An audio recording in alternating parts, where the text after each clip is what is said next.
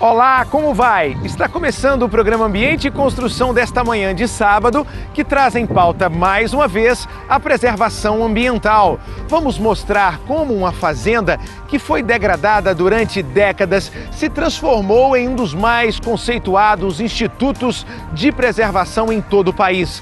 Um exemplo de iniciativa do premiado fotógrafo Sebastião Salgado. Nós estamos começando o Ambiente e Construção, que mostra as grandes práticas da engenharia, mas também as boas iniciativas de preservação ambiental. Nós viemos a Aimorés, aqui na região leste do estado, na divisa com o estado do Espírito Santo, no Instituto Terra, e vamos conhecer alguns métodos de reflorestamento. Começamos o programa de hoje com uma viagem pela BR-381, sentido Governador Valadares. Seguimos pela 259 e chegamos à região leste do estado, na divisa com o Espírito Santo. Viemos conhecer as boas ações de preservação ambiental aqui no Instituto Terra, na cidade de Aimorés. Vamos conhecer esse trabalho no programa de hoje.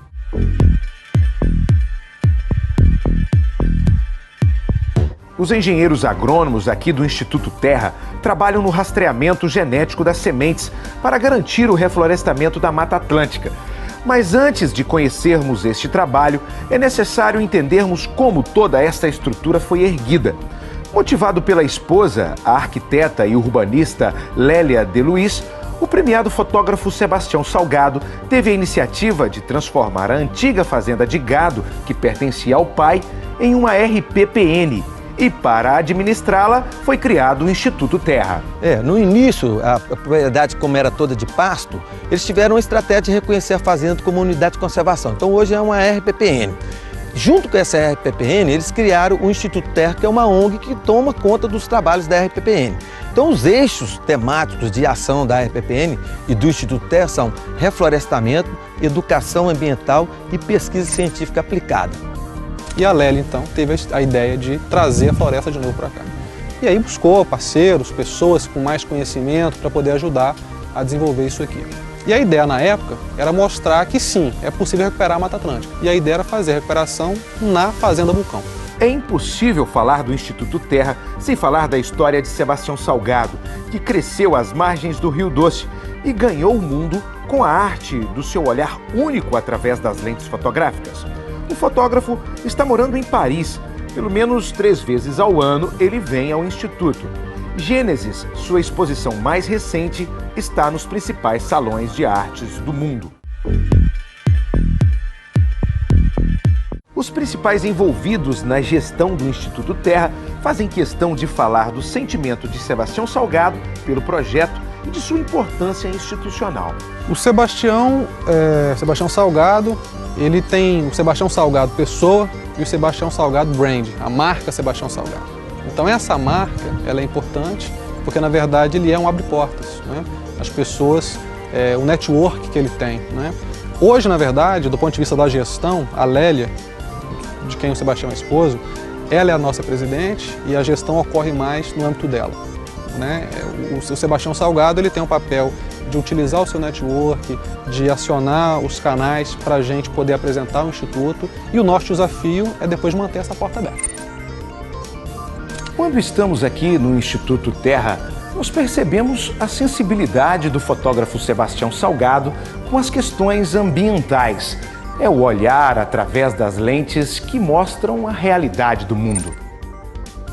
Sebastião Salgado, ele tem esse sentimento de cuidar, de saber das coisas do mundo inteiro. Ele traz isso na bagagem, na experiência dele, a gente conhece e transforma também o trabalho dele numa experiência para a instituição.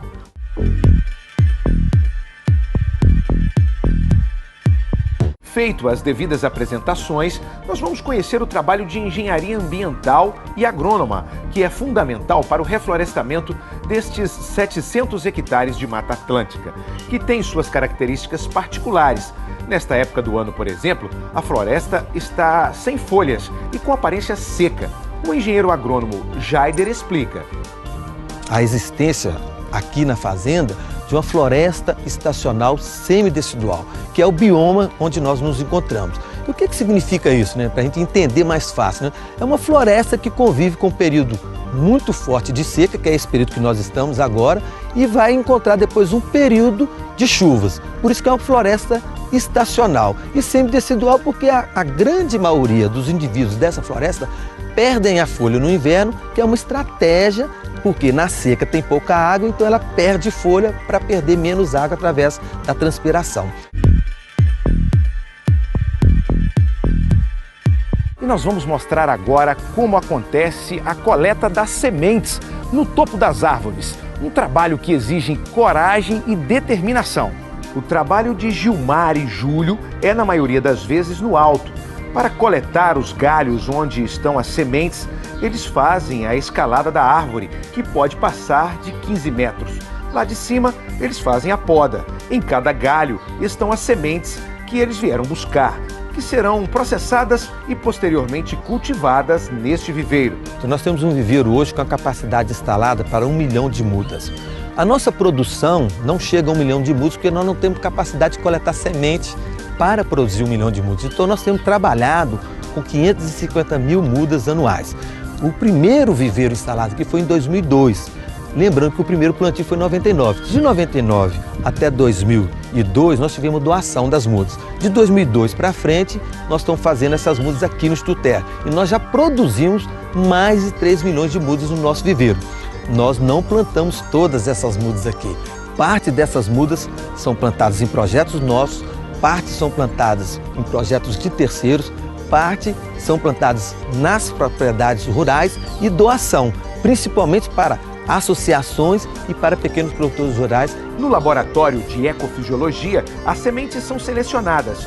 Depois de passar por todos os testes, inclusive o de germinação, nesta estufa que simula o ambiente natural, elas vão para o viveiro ou para o armazenamento nesta câmara fria, dependendo da necessidade. Então a gente analisa a qualidade dessa semente, o vigor dessa semente. Algumas sementes a gente consegue armazená-las e aí a gente tem um local próprio para armazenar, um local climatizado, que é uma câmara fria, que a soma da temperatura dessa câmara fria com a umidade dessa câmara fria tem que estar em torno de 65, ou seja, a gente tenta manter uma temperatura próxima de 7 graus e uma umidade relativa de 55% mais ou menos, que é uma condição de abaixar a fisiologia da semente para que ela consiga passar num período quase que totalmente dormente para que a gente possa produzi-la no outro ano, por exemplo, que a gente não acha na natureza. Você viu aqui no Ambiente Construção como o CREA continua trabalhando no desenvolvimento da sociedade e dos profissionais de engenharia. Fique conosco aqui no Ambiente Construção. Quando voltarmos, vamos continuar nossa viagem aqui ao Instituto Terra. Estamos de volta aqui na Band Minas para todo o estado e conhecendo os trabalhos do Instituto Terra, aqui na cidade de Aimorés, na região leste do estado.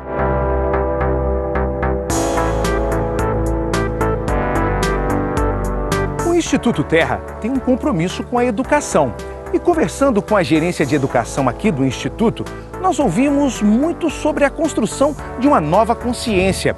Aqui o ensino é continuado e acontece com os alunos das escolas públicas e também com alunos de cursos técnicos recém-formados, que aqui podem aprimorar o seu conhecimento e conseguir melhor colocação no mercado de trabalho.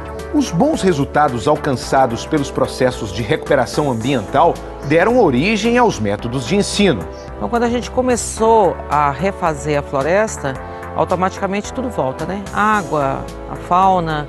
E aí nós pegamos os processos de recuperação ambiental, que hoje a gente diz que são os processos de restauração ecossistêmica, transformamos nos processos educativos para trabalhar com o nosso público que a gente achava que tinha uma importância muito grande para esse trabalho, que são as escolas, o setor formal de ensino, proprietários rurais e a comunidade em geral. Nós vamos para um breve intervalo e quando voltarmos, continuaremos nossa viagem aqui ao Instituto Terra e você vai conhecer um pouco mais o trabalho dos engenheiros agrônomos e florestais para garantir o futuro da Mata Atlântica. Neste bloco, nós vamos continuar entendendo como funciona o sistema de educação ambiental aqui do Instituto. A gerência de educação nos fala como contribuir para o desenvolvimento da sociedade local. Na verdade, é uma educação que a gente chama de vivencial. As pessoas vêm para cá vivenciar exatamente essas ações de recuperação ambiental. Então, é a educação na prática mesmo. Não é só a teoria, você chega dentro de sala de aula e fala acontece assim, assim. Não, acontece assim e aqui a gente mostra como acontece. Inclusive, essa educação é a educação que, principalmente as crianças, elas absorvem mais o conhecimento. Porque quando ela participa do fazer, ela consegue interiorizar mais. Os produtores rurais também estão no raio de ação do Instituto Terra, com o trabalho de educação e reconstituição da biodiversidade, deixando um legado para a sociedade. Hoje nós capacitamos mais de 70 mil pessoas em 15 anos. A gente recebe aqui possivelmente uns 10 mil visitantes por ano. Os resultados, na verdade, tudo que a gente faz, a gente busca a efetividade, a gente busca algo, inclusive, tangível. Né? Quando você cerca uma nascente, está ali a nascente protegida, aquela água vai ter uma vazão maior, vai ter uma qualidade melhor, associando isso também com a consciência daquele produtor que passou a receber essa informação. Muito bem, nós chegamos ao final deste programa Ambiente e Construção de sábado, agradecendo a sua companhia. E você viu no programa de hoje as ações de preservação ambiental na região leste do estado. Nós viajamos aqui ao Instituto Terra e conhecemos um pouco sobre a educação ambiental e a preservação da natureza nesta região e a história do fotógrafo Sebastião Salgado. Nós agradecemos a sua companhia, deixamos um convite para a próxima semana, para que você possa assistir aos nossos programas também através do YouTube. Os contatos estão no Facebook. Até a próxima semana, aqui na Band. Um forte abraço!